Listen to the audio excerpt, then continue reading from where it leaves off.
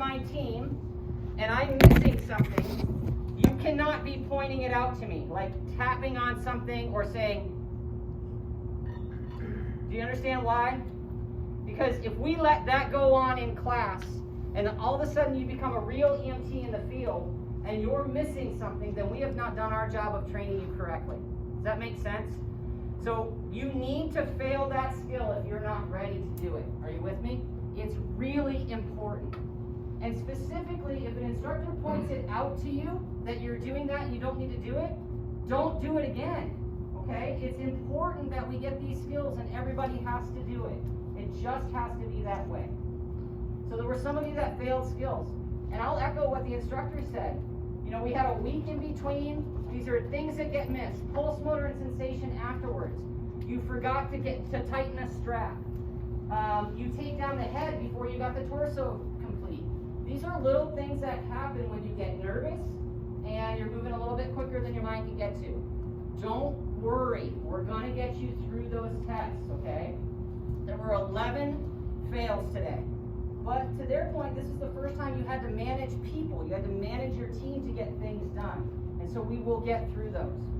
We have a file box out here that every one of your skill sheets has to be filed in, and we're keeping track of which ones you've passed and which ones you've failed, okay? You should know which ones you've failed.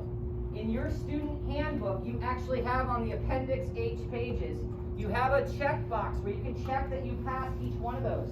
I suggest you use that for your own keeping track of where you are. Because what we're going to do is we're going to say, okay, on Wednesday, we'll say the following Saturday is going to be skills makeup day in this station. Those of you that need to make up skills, you will go to that station to do X, Y, and Z. I can't remember that you need skill 38 and 24. You need to remember what skill you need, and then we'll help you get those things done. Does that sound okay? So if you missed a skill, don't beat yourself up over it.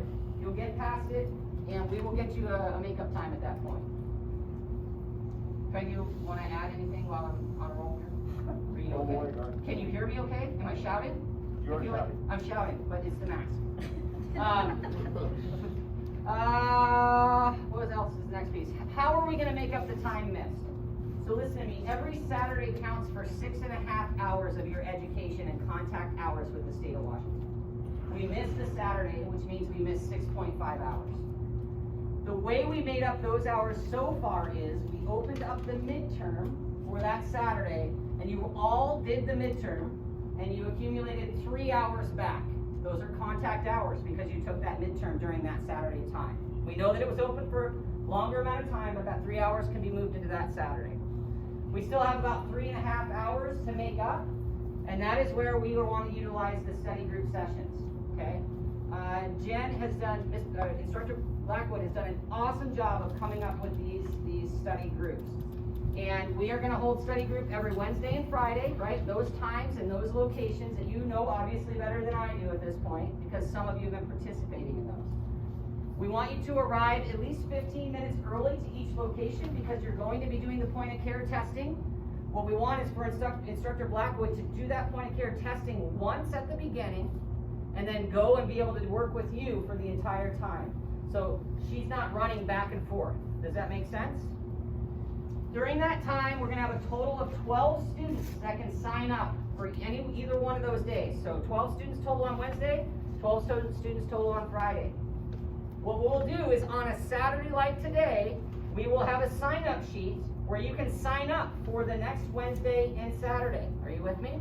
And so what we're going to do today is we're going to start that now, and we're going to start next Wednesdays and Fridays classes or fields as it comes up. Okay. You've got to sign in on the roster that she has at that location because we're going to track this and we're going to show that you made up those extra hours in the attendance sheet moving forward. You guys, there's 6 hours a week.